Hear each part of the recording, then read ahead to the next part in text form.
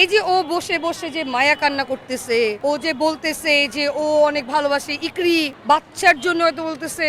সব থেকে ইম্পর্টেন্ট কথা, যে ভালো হাজবেন্ড হতে পারে না সে কখনো ভালো বাবা হতে পারে না। প্রথম কথা একটাই আমাদের মানববন্ধন, সেটা হচ্ছে যে জাস্টিস ফর ইকরা। আর এটা যে সব থেকে ইম্পর্টেন্ট যেটা এখন দরকার সেটা হচ্ছে আলভি যেখানে থাক না কেন, যে জায়গায় থাকুক না কেন, অতি দ্রুত ওকে আইনের আওতায় আনা হোক, প্লাস ওকে সুন্দরভাবে জনগণের সামনে আনা হোক। এই যে ও বসে বসে যে মায়া কান্না করতেছে, ও যে বলতেছে যে ও অনেক ভালোবাসে ইকরি, বাচ্চার জন্য হয়তো বলতেছে। সব থেকে ইম্পর্টেন্ট কথা, যে ভালো হাজবেন্ড হতে পারে না সে কখনো ভালো বাবা হতে পারে না।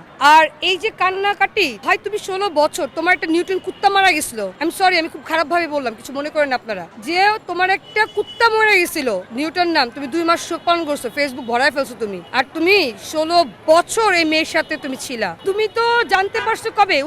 1 তারিখে, তাই না? যে তুমি বাংলাদেশে আসবা, তুমি আসলে তোমার ঝামেলা হবে। আরে বাবা, বাংলাদেশে এখন এগুলো চলে, এগুলো বাংলাদেশে এখনো চলে। সো আমার কথা হচ্ছে যে তুমি 2026 সালে থাকো, তুমি অনেক স্মার্ট একটা ছেলে, তুমি নিজেই বলো কিং মানে হচ্ছে অলরাউন্ডার, তাই না? তুমি এত স্মার্ট একটা ছেলে, তুমি কি নেপালে তো তোমার মনে হয় সেকেন্ড হোম, তোমার না ইকরা, যার কারণে তোমার আজকে এত দূর আসা, তোমার ক্যারিয়ার বলো, তোমার লাইফ বলো, সবকিছু। সো তুমি কি নেপাল থেকে কি আমাদের বাংলাদেশে কাউকে মেল করতে পারতে না? যদি তোমাকে হ্যাক করা হয়, তোমাকে এটা বলা হয়, তুমি মেল করতে পারতে না? আইনের আওতায় আসতে পারতে না? তোমাকে নিজে কোনো অ্যাডভোকেট নাই, লয়ার নাই যে আমাকে সেফটি দাও, আমি সারেন্ডার করতে চাই? ভাই সব বাদ, তুমি ইকরাকে ভালোবাসা বলছো না? তুমি তো অনেক টাকাওয়ালা, তুমি নেপাল ঘুরো, তুমি কানাডা ঘুরো, তুমি হচ্ছে গিয়া অস্ট্রেলিয়া ঘুরে আসছো, তুমি অনেক টাকা আছে। তুমি কি পারতে না একটা হেলিকপ্টার নিয়ে, প্রাইভেট জেট নিয়ে চলে আসতে? কয় টাকা লাগতো?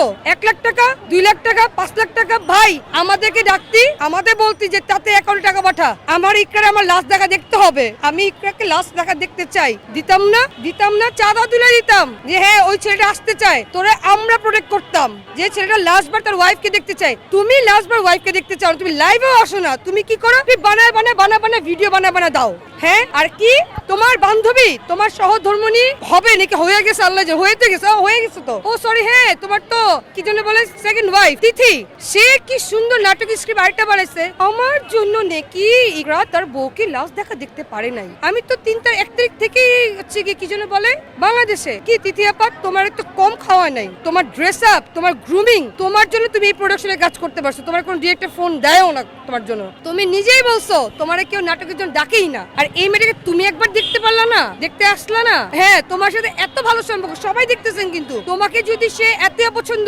করতো, তোমার প্রতি আমরা তো কেউ জানতাম না। যদি আমরা পার্সোনালি কয়েকটা ফ্রেন্ড বাদ দিয়ে যদি বলি, আজকে এখানে প্রায় শত মেয়ে আসছে, আজকে যদি আমরা 4-5টা ফ্রেন্ড, ক্লোজ ফ্রেন্ড বাদ দিয়ে যদি বলি, কেউ তো জানতো না, কখনো আমরাও বলিনি। তোমার সাথে আমারও দেখা হয়েছে, একসাথে মুভি দেখছি আমরা, তোমাকে কোনো রকমের ডিসরেসপেক্ট করছি? করি নাই।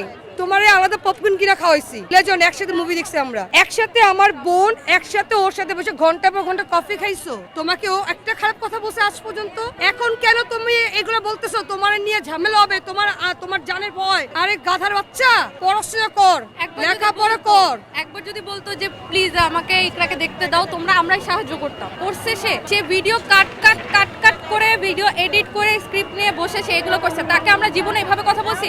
4টা বছর ধরে আমরা অনেক বুঝাইছি, তার সাথে একদিনও মিসবিহেভ করি নাই। আজকে কেন করতেছি? সে একবারও আমার বোনকে মাটি দেওয়া তো দূরে থাক, সে একবারও কি তার ফেসবুক পোস্ট দেখলে আপনারা বুঝতে পারবেন যে কত সুন্দর করে গুছায় দাড়ি, কমা, ফুল সবকিছু করছে। কেন এত মানসিক সমস্যা, মানসিকভাবে তার সে কতটুকু ঠিক থাকলে সে এগুলো করতে পারে? এরকম বাবার কাছে আপনারাই বলেন সে কিভাবে নিরাপদ থাকে? কারণ ইকরা আপু 5 বছর পর্যন্ত রিজিককে যেভাবে মানুষ করছে আমার মনে হয় না এইভাবে কেউ করতে পারবে। আর হ্যাঁ, ওর নানা নানির কাছে দিয়ে দেওয়া যায়, কারণ হচ্ছে নানা নানির কাছে থাকলে ভালো থাকবে।